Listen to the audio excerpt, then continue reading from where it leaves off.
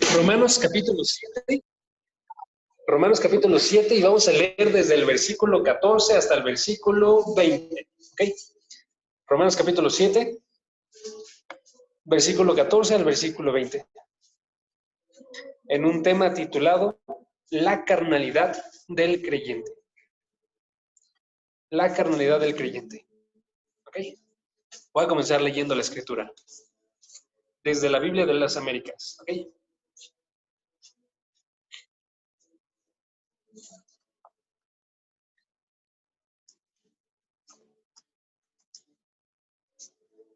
Dice así la palabra de Dios. ¿Okay? Romanos capítulo 7, versículo 14, dice: porque sabemos que la ley es espiritual, pero yo soy carnal, vendido a la esclavitud del pecado. Porque lo que hago no lo entiendo, porque no practico lo que quiero, sino lo que aborrezco, eso hago. Y si lo que no quiero hacer, eso hago, estoy de acuerdo con la ley, reconociendo que es buena. Así que ya no soy yo el que lo hace, sino el pecado que habita en mí. Porque yo sé que en mí, es decir, en mi carne, no habita nada bueno. Porque el querer está presente en mí, pero el hacer bien, no. Pues no hago el bien que deseo, sino el mal que no quiero. Eso practico. Y si lo que no quiero hacer, eso hago, ya no soy yo el que lo hace, sino el pecado que habita en mí. Ok. El objetivo de la semana pasada y el objetivo de esta es exactamente el mismo. Si se acuerdan, el objetivo es que quiero, y espero ustedes también, que formemos nosotros en cada uno de nuestros corazones, uno como el del misionero Carey. Si se acuerdan de su historia, él escribió cuando tenía 70 años y dijo lo siguiente, dijo: en una revisión de mi vida encuentro que mucho por lo que debería de ser humillado en el polvo. O sea, él dice, encuentro muchas razones por las cuales yo debería de ser visto hacia abajo y tirado al suelo. ¿Por qué? Decía él, por mis pecados, por mi negligencia en la obra del Señor, que tan mal he realizado. Decía, porque no he buscado su gloria y honra como yo debo. Y a pesar de todo esto, estoy a salvo hasta ahora. Ese corazón es el que tenemos que formar cada uno de nosotros. ¿Sí? Él, bien honestamente, yo ahorita estoy seguro que todos ustedes lo veríamos para arriba, ¿no? Una persona que está constantemente en la obra, que ha dado todo de sí, diríamos nosotros, pero él decía, en lo absoluto esa es su realidad. Yo soy una persona que es un pecador, una persona que tiene fallas constantes y gracias a la misericordia de Dios yo estoy a salvo. Eso diría. ¿Qué es eso? ¿Qué es ese corazón? Ese corazón es un corazón pobre en espíritu. Dijimos la semana pasada. Y eso es lo que tenemos que formar nosotros, porque es increíblemente necesario el día de hoy que haya pobreza en espíritu. ¿Sí? La gente que es salva es pobre en espíritu y lo busca toda su vida. Ahora, esta forma de pobreza espiritual viene a través de que nosotros conozcamos la palabra de Dios. Y eso es lo que estuvimos viendo la semana pasada. Si yo conozco la palabra de Dios, su voluntad, y la veo como tan gigante, tan separada de mí, tan perfecta, tan, la palabra que utiliza Pablo, espiritual, entonces yo voy a ver qué tan lejos me encuentro de esa palabra. Y esta palabra va a ser como un espejo en el cual yo veo reflejado entonces mi cantidad enorme de pecados, de lejanía de Dios, ¿sí? ¿De dónde es? Yo voy y observo qué tan pequeño soy yo. Por eso es que la semana pasada me centré en exactamente que viéramos la grandeza de esto, que viéramos que cuando dice espiritual, está hablándonos acerca de una relación que tiene la palabra con Dios, de modo que esta palabra es divina, esta palabra es autoritaria, esta palabra solamente la puedo comprender si tengo ayuda de Dios para comprenderla. ¿Sí? Entonces, si notan, observando esta grandeza de la palabra, tenemos nosotros una primera característica que les dije la semana, pobre en espíritu, observa la espiritualidad de la palabra. Esa fue la primera característica. ¿Sí? Y la idea es que no solamente observa esa espiritualidad, sino que además de eso observa su carnalidad. Y esta carnalidad, les di dos características siguientes a esto, la odia, y con esta carnalidad se da cuenta de que se encuentra lejos de la espiritualidad de la palabra, lejos de cumplir la palabra. Entonces les di dos características. ¿Cuáles fueron? Segunda característica, odia la carnalidad en su ser. Tercera, admite que la espiritualidad se encuentra lejos de él. ¿Sí? ¿Sí me siguen el flujo de pensamiento? Pablo va y observa la grandeza de la palabra, Pablo va a esta grandeza y entonces él reacciona en odio hacia su propia carnalidad y después de eso admite que se encuentra muy lejos de Dios, básicamente. ¿Sí? Esa es la idea. Entonces, les digo la primera cosa y voy a recordar qué es lo que vimos de la primera característica, nada más. Noten el versículo 14, chequen el versículo 14, dice, sabemos que la ley es espiritual. Entonces vimos que esta palabra espiritual es una característica que nos habla que tiene una relación intensa con Dios, ¿no? Una relación que se puede observar en todos los cristianos que nosotros conocemos, porque nosotros no pensamos en la Biblia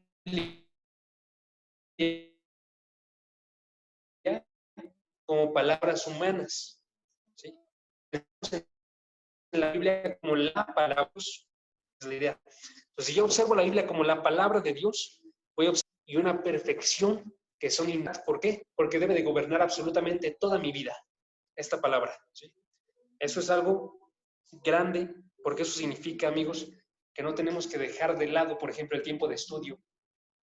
Si yo ya sé que la palabra me gobierna toda mi vida y no la conozco, no la busco conocer, entonces es que no sé en verdad que Él gobierna mi vida. No sé que la autoridad se encuentra aquí. Porque si supiera eso, les voy a dar un ejemplo, sería como lo que sucede con el SAT. Ustedes no muchos trabajan quizás, pero sí me ha tocado mucho que cuando alguien se encuentra con esta idea del SAT, tiene un miedo tremendo porque no sabe acerca de cómo es que funciona, cómo es que se cobran los impuestos, cómo es que va a tener que él responder, en este caso, delante del gobierno. Pero se acerca entonces y busca a través de la web, busca a través de medios conocer estas leyes porque sabe que tienen autoridad sobre él y básicamente van a tener consecuencias si él no conoce lo que dice, en este caso el SAT. La misma idea, si un cristiano no se concentra en estar buscando la palabra de Dios, entonces muestra que no sabe que tiene autoridad la palabra sobre su vida. ¿Sí? Muestra que no sabe que va a tener que responder delante de Dios con cómo utilizó su tiempo, con qué tanto, más bien cómo se acercó a la palabra de Dios. Tiene una autoridad grande. ¿Sí? Ahora, no solamente tiene autoridad, tiene una perfección que va más allá de lo que nosotros podemos cumplir. Y entonces cuando te acercas a la palabra y la estudias, ves que pide más de lo que nosotros podríamos llegar a realizar. Primeramente, porque lo pide que lo realicemos en el corazón. Y nuestro corazón se encuentra muy lejos, hermanos, de cumplir eso.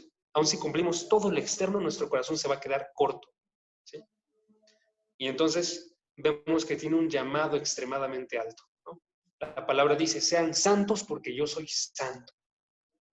Tenemos que ver nosotros, entonces, que esta autoridad, que esta perfección no pueden ser ignorados por ningún cristiano, sino que tiene que observar la espiritualidad de la palabra grandemente. ¿Okay? Y eso fue lo que observamos la semana pasada. Ahora, el día de hoy me voy a concentrar en las segundas dos características. La parte de odia la carnalidad de su ser y tercero, admite que la espiritualidad se encuentra lejos de él. Sin embargo, estos no se encuentran como en una progresión cuando observamos los versículos.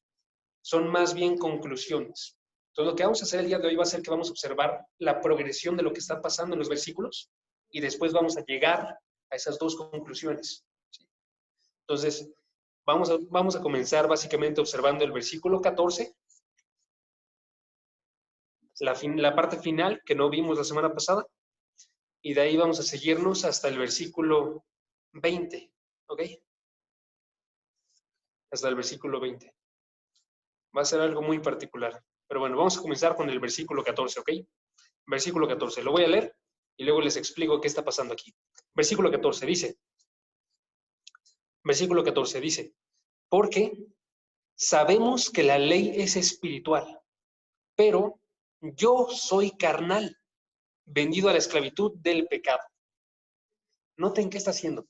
Noten que lo que hace en la primera mitad que observamos la semana pasada es una declaración extremadamente grande acerca de la palabra. Y la segunda parte del versículo 14 es otra declaración de sí mismo. Una declaración sobre Pablo. Pablo va y realiza una declaración doble acerca de su carnalidad. Él va y declara, dice, yo soy carnal. Eso es una declaración. Yo soy vendido a la esclavitud del pecado. Tenemos una declaración formada por dos partes. Y estas dos partes son las que guían todo nuestro pasaje. Entonces, cuando él va y dice estas dos declaraciones, él está dando como su tesis. Quiero que vean, hermanos, que yo sé que soy carnal, que yo sé que estoy vendido a la esclavitud del pecado. Literalmente una tesis. Saben que lo más importante, la parte esencial, es aquella proposición que se está dando. Y esa es la proposición de Pablo. Yo soy carnal. Entonces veamos qué significa, ¿va? Primera declaración. ¿Cuál es la primera declaración? Yo soy carnal. Yo soy carnal. ¿Qué está diciendo aquí? Pablo está dando una declaración acerca de su condición al actuar. ¿Cómo es que él actúa? Y está describiéndola de esta forma. Soy carnal. El punto de Pablo con esta palabra, carnal, es que él está a Dios. Es lo que significa. Y eso es lo que yo tengo que comprobarles a ustedes. Que cuando Pablo dice, soy carnal, es lo que está haciendo es definir que él actúa de una forma radicalmente opuesta a Dios. ¿Ok? Pero tengo que hacerlo de una forma muy particular, Dios. Porque tengo que decirles que al mismo tiempo que él actúa de una forma radicalmente opuesta a Dios, no significa que él es un no creyente que actúa, como bien sabemos, un no creyente en todas las áreas de su vida radicalmente en contra de Dios. Y es una tarea aquí que se encuentra evidente, pero que tengo que poder mostrárselas a ustedes. Entonces, básicamente la idea principal es que la razón por la cual él está radicalmente opuesto a Dios en parte de su vida es porque, más bien, no es porque él esté viviendo en la carne, sino porque él, aunque está libre, redimido, él ha sido salvo, aún así él vive con la carne en él. No vive él en la carne, pero vive la carne en él. ¿Sí? Y eso es lo que sucede con todos los creyentes. Absolutamente todos los creyentes que nos encontramos en la tierra vivos el día de hoy, estamos redimidos, somos salvos, somos justos delante de Dios, ya no hay dominio del pecado, pero aún así tenemos una carne que mora en nosotros y que nos hace que continuamos cayendo, que tengamos una necesidad de estar en un proceso de santificación, luchando en contra de esa carne de forma constante, todos los días de nuestra vida. ¿Ok? Entonces ya es cierto. Primera cosa, ¿qué significa esta palabra carnal?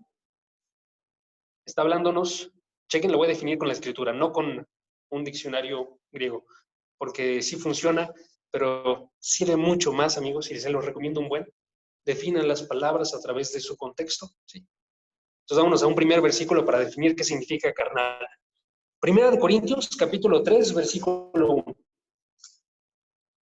Primera de Corintios 3, versículo 1. Y ojo, carnal en un contexto de creyente. Chequen. Primera de Corintios 3, 1. Si tienen Biblia de las Américas, está en la página 1169. ¿Alvin? Corintios 1. Ah, caray, qué buena onda.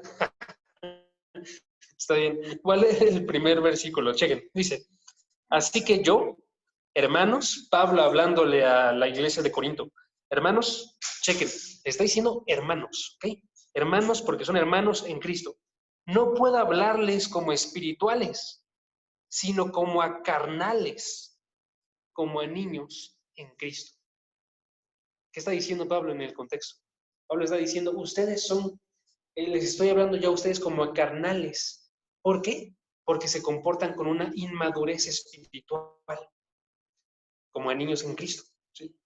¿Por qué? Porque Pablo veía esta iglesia como una iglesia que toleraba el pecado, que permitía que anduviese en ellos, que no luchaban en contra de esto, sino que formaba parte de su ambiente normal de iglesia. En este caso, Pablo está haciendo referencia a cómo es que ellos tenían conflictos los unos con los otros y se hacían bandos. Y unos iban por un maestro y otros iban por otro maestro y luchaban. Y Pablo está diciéndoles, no les puedo hablar como a gente madura, porque ustedes están permitiendo que haya pecado dentro de ustedes. ¿Sí? Noten otra cosa, noten que hay un contraste entre un actuar espiritual y un actuar carnal. Dice, no como a espirituales, sino como a carnales. Está contrastando estas dos. O sea que una definición que podemos sacar, aparte del hecho de que es una persona que actúa en este caso de forma inmadura, algo que podemos ver aquí es que está haciéndonos referencia entonces a un actuar que es contrario al actuar en el espíritu, ¿sí? Entonces un carnal, una persona que se define como carnal, es alguien que está yendo contrario al espíritu, alguien que está yendo en contra de Dios, que no se somete a la ley de Dios. ¿Sí? Una primera definición, ¿ok? Aquello que actúa de forma contraria al espíritu.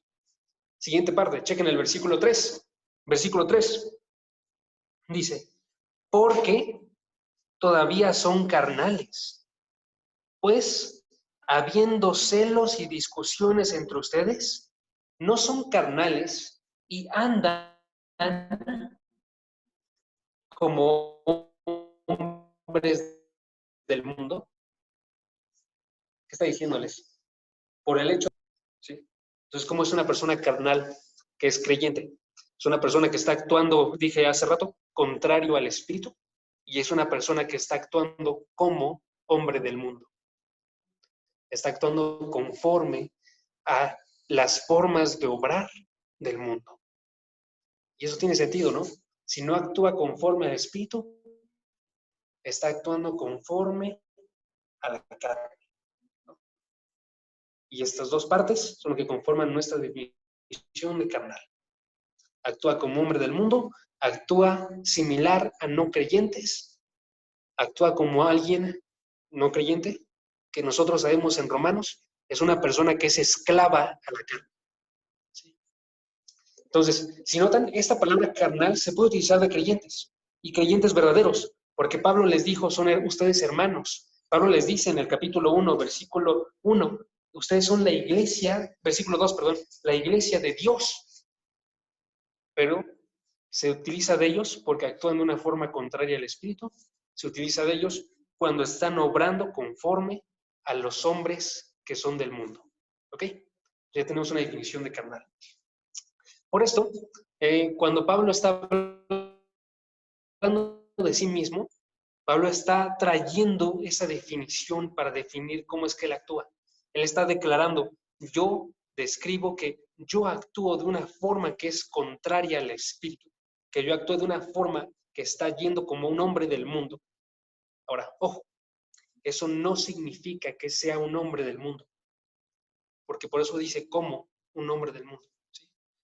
Eso no significa que Pablo sea un esclavo a la carne. Porque ya nos ha dicho, chequen en Romanos capítulo 6, ya nos ha dicho que todo creyente está libre de este amo que se llama pecado. En el capítulo 6, por ejemplo, se menciona al menos en 6 ocasiones. Les digo los versículos y vamos a leer solamente uno. Se menciona en el versículo 6, en el versículo 17, en el versículo 18, 6, 17, 18, en el versículo 19, 20 y en el 22. 6, 17, 18, 19, 20 y 22. ¿Sí? Vamos a leer el 18. Chequen el 18. ¿Qué dice?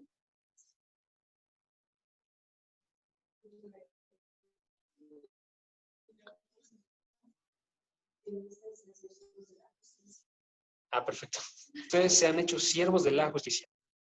Noten las implicaciones. Dice, fueron libertados. O sea, ya no están debajo de esa esclavitud que tenían al pecado. Ahora son siervos de la justicia. Entonces, ciertamente, un creyente ya no se encuentra debajo de esta esclavitud, ¿sí? Un creyente, sin embargo, que nosotros estamos llamándole carnal, estamos diciendo no está debajo de esta esclavitud. Sin embargo, lo que sucede entonces es que esta persona carnal, este esclavo, se está rindiendo a la carne a la que no debería, ¿sí? Está actuando como si fuera un siervo con algo que no le debe nada. Por eso cuando vemos Romanos 8, no lo busquen, pero nos dice, ustedes no le deben absolutamente nada a la carne, sino más bien al Espíritu, para actuar conforme al Espíritu. Estoy parafraseando. Entonces, lo que está diciendo Pablo aquí es que esta forma de rendirse a la carne hace que se describa a este creyente Pablo como carnal. Es la idea. Entonces, ya si lo explicamos un poquito más abiertamente, les diría, en todo creyente hay una guerra. Hay una guerra en la cual este creyente que es espiritual en su hombre interior, en lo más profundo de su ser, él desea las cosas de Dios, pero va y tiene un cuerpo corruptible, tiene la carne en él, y esta carne va y lucha en contra de Pablo, en contra del creyente. Y esa lucha constantemente tira a este creyente. Lo deja abatido, está de forma constante haciendo que realice lo que él no quiere. Y entonces la forma en la que lo define John MacArthur, que ya la había comentado, es, Pablo dice, el apóstol, que todavía está en la carne, que no dice, perdón, que todavía está en la carne, sino que la carne sigue siendo parte de él. ¿Okay? Ahora, hermanos, piensen eso ya para sus vidas, porque necesito que no solamente entendamos los términos, necesito que lo entendamos en nuestra forma de obrar. ¿Okay? Si yo estoy viendo que Pablo, el creyente, que podríamos decir, yo creo que bastante seguros, el creyente más de una parte que era carnal, ¿cómo observan ustedes sus vidas? Ustedes van y pueden decir eso de sus vidas, yo soy carnal, o no puedo. Porque les voy a ser bien honesto, y yo creo que la mayoría de nosotros va a decir no puedo. O sea, yo sé que a veces peco, pero son más bien como errores, ¿no? Es como de, yo sé que soy bueno, yo sé que es el mundo que me está atacando, yo sé que las situaciones están bien complejas, pero eso es una mentira, hermanos. Tenemos que poder decir, y no a la ligera, yo soy carnal. ¿Sí? Tenemos que poder decir que cometemos pecados no porque tuvimos un pequeño resbalón, sino porque habita todavía en nosotros un residuo de carne, un residuo de odio a Dios y que no lo tomemos a la ligera. Pablo no se lo toma a la ligera. Por eso es que ahorita llevamos 3 sesiones dentro de esos versículos, porque está lleno, compreso de pensamientos al respecto. Y eso al menos nos dice que Pablo pensaba al respecto de su carnalidad, ¿saben? Que no se lo tomaba a la ligera. Y vamos a notar cuando lleguemos al versículo 24 o 25, que no solamente pensaba al respecto, sino que sufría grandemente al respecto. ¿Saben? Entonces pregunta, para nosotros, ¿podemos decir nosotros, yo soy carnal? Podemos decir, como dice el versículo 18, yo sé que en mí, Es decir, en mi carne no habita nada bueno, literal, nada bueno. Sí, sí, sí.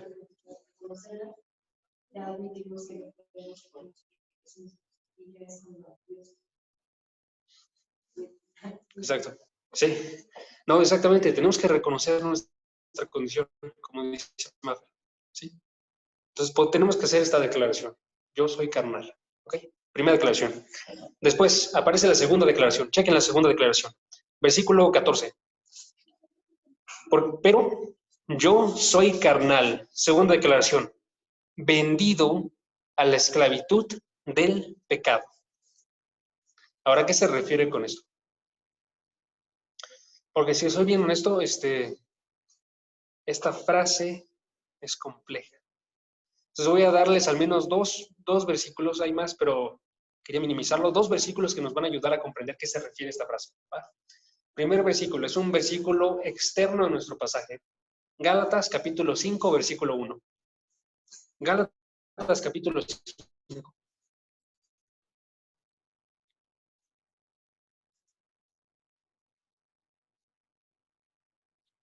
Gálatas capítulo 5, versículo 1.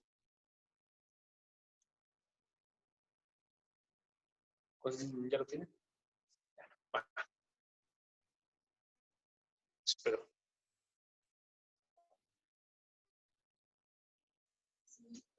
Gálatas 5:1. ¿Ok? Dice el versículo. Dice el versículo. Muchas gracias, Sara. Dice el versículo 5:1. Dice, para libertad fue que Cristo nos hizo libres. Por tanto, permanezcan firmes y no se sometan otra vez al yugo de esclavitud. ¿Qué está diciendo?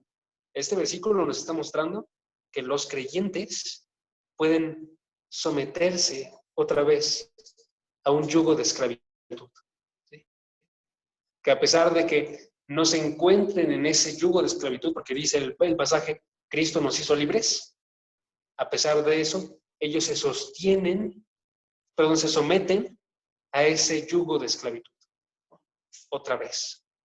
¿Y cuál es la respuesta que tiene que tener entonces un creyente? Dice el versículo, por tanto, permanezcan firmes. Un creyente no tiene que actuar como un esclavo sometiéndose al pecado, sino que tiene que permanecer firme para no entrar de nuevo en ese yugo de esclavitud. Ahora noten que este permanecer firme no es una acción pasiva, no es una acción que se está haciendo en nosotros. Ejemplo, que diga este pasaje, sus hermanos de la congregación van a hacer que permanezcan ustedes firmes. No dice, Dios va a hacer que permanezcan ustedes firmes. Hay un cierto sentido en el que eso es cierto, pero no dice este pasaje eso. Dice, ustedes actúen para que permanezcan firmes. Y no se lo está diciendo en una ocasión y en otra, sino todo el tiempo permanezcan firmes. O sea, hermanos, logrando permanecer firmes constantemente, caemos en este yugo de esclavitud. ¿Sí? Para poder no caer en este yugo de esclavitud, tiene que haber una conciencia en mí que está yendo en contra de este yugo de esclavitud. Entonces, cuando Pablo dice que está cediendo, Pablo está diciéndonos, está cediendo ante la tentación, Pablo está haciendo lo que no quiere, Pablo sabe que en ese momento él se está sometiendo a este yugo de esclavitud. Y Pablo está entrando a que el pecado lo domine, ¿sí? Porque no está permaneciendo con firmeza. Está como regresando a su antigua forma de vivir. ¿Okay? Ahora, lo que tiene que surgir de nosotros aquí es una pregunta. ¿Por qué?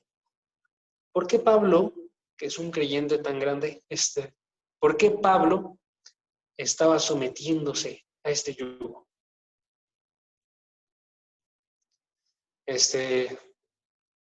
Y la razón, amigos, es porque hay algo en nosotros que ciertamente se encuentra vendido a esclavitud del pecado. Y ese algo es la carne.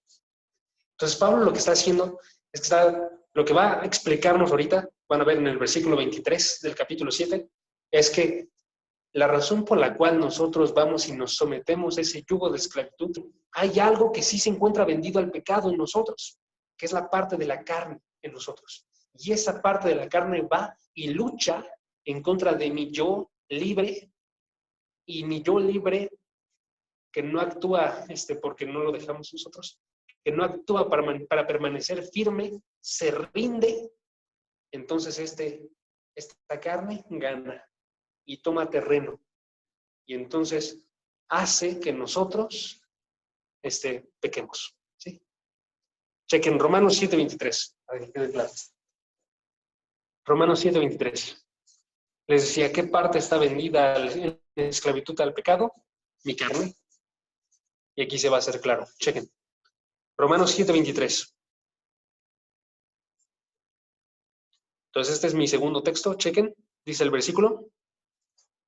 Pero veo otra ley en los miembros de mi cuerpo que hace guerra contra la ley de mi mente y me hace prisionero de la ley del pecado que está en mis miembros.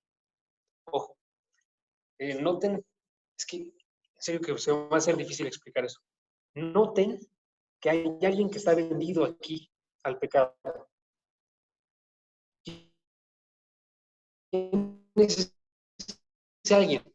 Esa ley, es esa ley, chequen, que está en ley, es una palabra que significa, es un poder que está en mi carne, que está entregado, en este caso, en esclavitud al pecado, ¿sí? Y esa ley va y lucha contra la ley de mi mente, ese es mi hombre interior, mi espíritu, ¿sí? Lucha contra él y me hace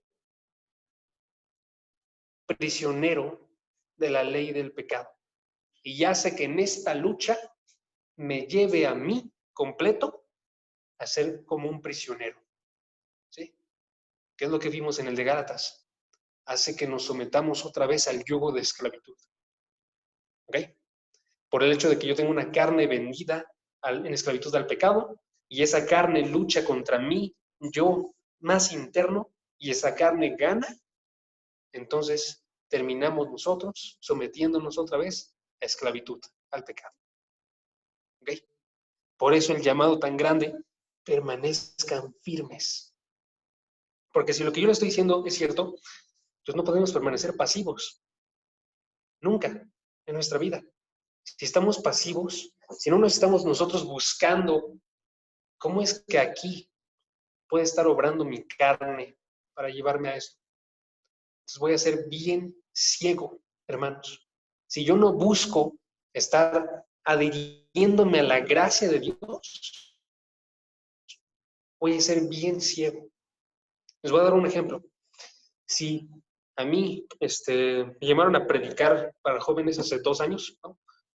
Estoy bien seguro, amigos, en ese momento, y ahorita lo estoy viendo en retrospectiva, lo debí de haber visto mejor, pero estoy bien seguro que dentro de ese momento estaba una parte buena en mí, ¿no? Estaba diciendo, sí, se va a predicar la palabra para la gloria de Dios. Pero estoy seguro que también estaba ahí la carne y estaba diciendo, sí, voy a poder ser yo el que enseñe. Y por el hecho de no estarlo buscando, ver si eso era algo cierto, estaba básicamente actuando en una forma que no era buena. Eso es lo que está diciendo Carey, cuando él está diciendo mi negligencia, mis pecados, porque la forma en la que ha actuado, aún en buenos actos, traía escondida esa carne detrás. Entonces, un comentarista, por ejemplo, que se llama C.B. Cranfield, él observó, él dice, entre mayor es la seriedad, nótese esa palabra, la seriedad de un cristiano para empeñarse en vivir con base a la gracia y someterse a la disciplina del Evangelio. Entre más lo busca activamente, más sensible se forma en cuanto al hecho de que incluso en sus mejores actos y actividades hay una desfiguración por el egoísmo que sigue teniendo fuerza en su interior y el cual no deja de ser un mal porque se disfrace ahora más sutilmente que en su vieja vida. Él está diciendo lo que les acabo de comentar. Si yo voy y busco activamente observar el mal que hay en mí, observar que yo me sostenga la gracia de Dios, voy a observar que se encuentra esa carne ahí abajo. Porque esa es la otra pregunta.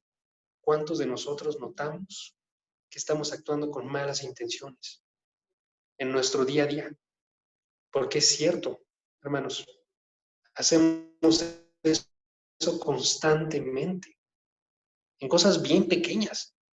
Lo hacemos cuando queremos, eso es un ejemplo, pero cuando queremos agarrar la última pieza de pizza o la más grande, cuando queremos pasar en el tráfico a una persona antes para no esperar 2 segundos más, cuando queremos nosotros ser aquellos que enseñan, cuando queremos nosotros ser aquellos que conocen más versículos, cuando queremos nosotros, y digan ustedes lo que se les ocurra, o sea, cuando queremos nosotros estar en la alabanza, cuando queremos nosotros ser aquellos que colocan los versículos, cualquier actuar puede tener oculto esa carne, esa intención, ¿sí? Tenemos que estar atentos, no cerrando los ojos, sino hacerlo de forma activa, ¿okay?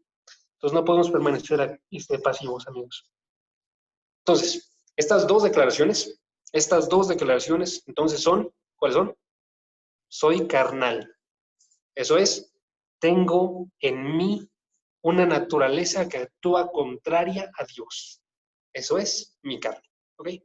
Segunda declaración, soy vendido a la esclavitud del pecado. Eso es, esta carne se encuentra sometida y obedece el pecado y me puede, y lo logra, hacerme caer y volver a comportarme como un esclavo. ¿Okay? Esas son las dos declaraciones de Pablo. Pero si conocen a Pablo, hermanos, van a saber que él no se conforma con solamente decir esto. Él siempre continúa. Y entonces lo que hacen los siguientes versículos, del versículo 15 al 23, es que él va y explica cómo es que él supo que era carnal. Y esto nos va a ayudar, porque esto es, ¿cómo sé qué puedo hacer en mi vida para yo darme cuenta que soy carnal? Y se los voy a dar esto en 3 pasos. 3 pasos. Pregunta, ¿cómo puedo darme cuenta si soy carnal? 3 pasos. Primer paso, observa las pruebas. Observa las pruebas. Y chequen el versículo 15. Chequen el versículo 15. Gálatas. Romanos 7:15. Versículo 15 dice, porque, eso es, soy carnal, soy vendido a la esclavitud del pecado. ¿Por qué? Porque lo que hago no lo entiendo. Porque no practico lo que quiero hacer, sino lo que aborrezco, eso hago. ¿Qué es lo primero que ve? Ve él que está actuando contrario a lo que debería de realizar. Entonces va y busca las pruebas. ¿Estoy actuando o no conforme a la ley de Dios? Prueba, no lo estoy haciendo. ¿Sí? Él dice, lo que hago, no lo entiendo. Esto no lo entiendo, literalmente es, no lo conozco. O podríamos ejemplificarlo, no lo apruebo. Es algo que es foráneo a mí. Yo en mi deseo interior sé que tengo que cumplir la ley de Dios, pero esto lo desconozco porque no es para nada la ley de Dios, ¿sí? No es para nada lo que Dios da. Versículo 15. ¿Todo bien? Va. Ok. No lo conozco. Entonces, él asume que es carnal, no en su forma completa, sino más bien lo asume porque cuando él va y mira desde su hombre interior, desde su hombre espiritual, él va y dice, estoy logrando estoy haciendo cosas que no debería de realizar. ¿Sí? Entonces, primera cosa, va y observa aquello que realizó mal. Pregunta, ¿ha cometido alguna acción que dirían no se conforma a la ley de Dios en este día? Nada más para que la piensen, piénsela. Ese es el primer paso. Pienso en ella, veo que no se conforma a la ley de Dios. ¿Sí? No la apruebo, porque yo lo que apruebo es lo que viene de Dios. ¿Sí? Y entonces, ¿qué dice Pablo? Dice, versículo 15 otra vez, no practico lo que quiero hacer, sino lo que aborrezco. Y él da una descripción de eso. ¿Cuál es la descripción? No solamente voy a llamarle algo contrario a lo que yo quiero, voy a decir yo aborrezco ello. ¿Sí? Voy a llamarle como lo que es. Estoy diciendo, esta prueba se ve horripilante. ¿Sí? Segundo paso. Entonces, primer paso, observo la prueba y la defino. La observo, va en contra de la voluntad de Dios, la defino, esta prueba es horripilante, es aborrecible. Segundo paso. Dice el versículo 17, chéquenlo. Segundo paso es analiza la fuente. Entonces Pablo va y dice, ok, si lo que yo estoy realizando es describible solamente con la palabra aborrecible, entonces no lo quiero porque está surgiendo ahí. Pablo dice entonces, hay una fuente de esto. Versículo 17. Así que ya no soy yo el que lo hace, sino el pecado que habita en mí. O sea, en otras palabras dice, si él lo aborrece, significa que no puede ser él, y él es su yo interior, su hombre interior. No puede ser él quien lo esté comandando. Tiene que ser algo más. Algo más que lo está realizando, dice él, es el pecado que habita en mí.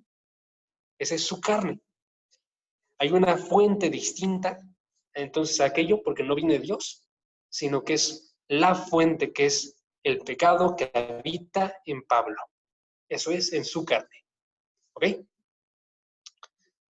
Ahora, ojo, tengo que hacer una pausa a fuerzas ahí, porque gente puede escuchar esto y decir, ok, cuando dice que no lo realiza él, entonces significa que no es su culpa.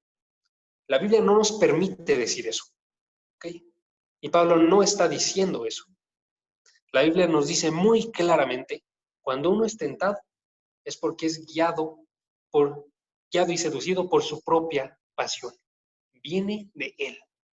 Lo que está haciendo Pablo con este lenguaje, más bien, es que Pablo está diferenciando entre su yo redimido, su yo interior, que es ese que tiene el Espíritu de Dios, y la carne que todavía mora en él.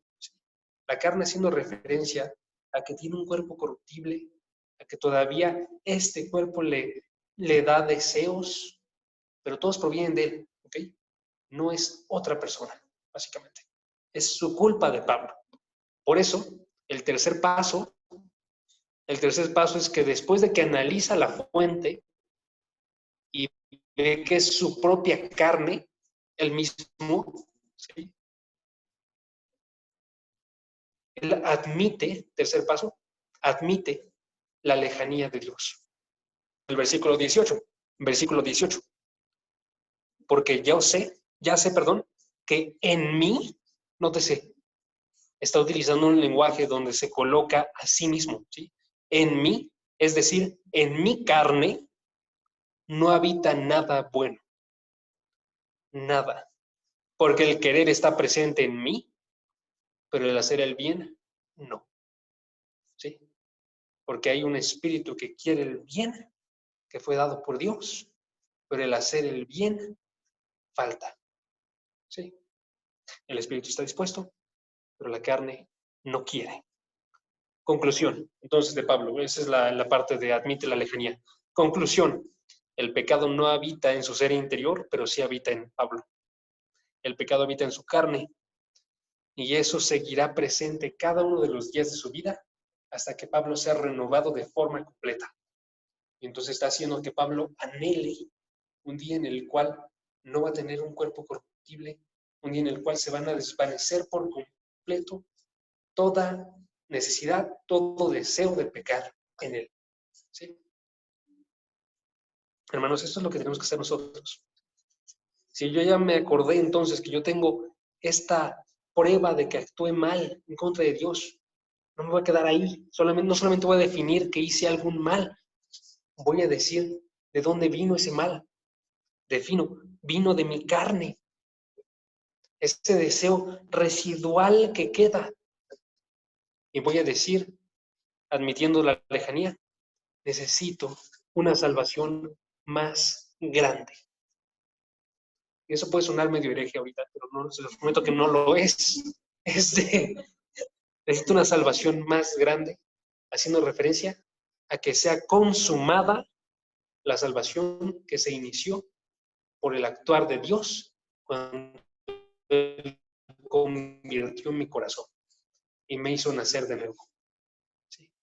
Y eso es lo que Pablo hace. Chequen el versículo 24.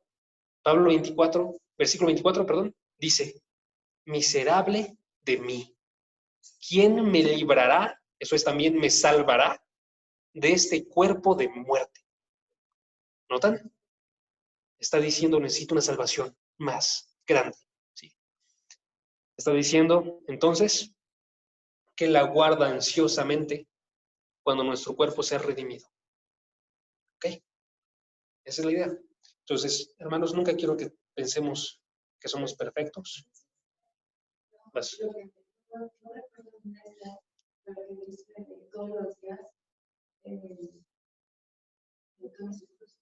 Sí, sí, sí, sí. Exactamente. Ajá. Exacto. La forma en la que lo decía, no me acuerdo bien si era Lutero, pero decía, voy a tener que arrepentirme de mis pecados todos los días, ¿no? Entonces, esa es exactamente la idea, porque no tenemos que pensarnos autosuficientes. Por eso tenemos este tiempo. Este tiempo es un tiempo de perfeccionamiento, de depender de la gracia de Dios. Y cuando Dios venga, cuando muramos, vamos a ser transformados. Y va a ser gracias a la gracia de Dios. Pero mientras estamos en vida, siempre vamos a tener que buscar esa transformación, nunca rendirnos y siempre de la mano de Dios, como miserables, como inútiles, ¿sí? Esperando y aguardando ese día en el que regrese. Sus hermanos, no estén conformes ahorita, ¿sí?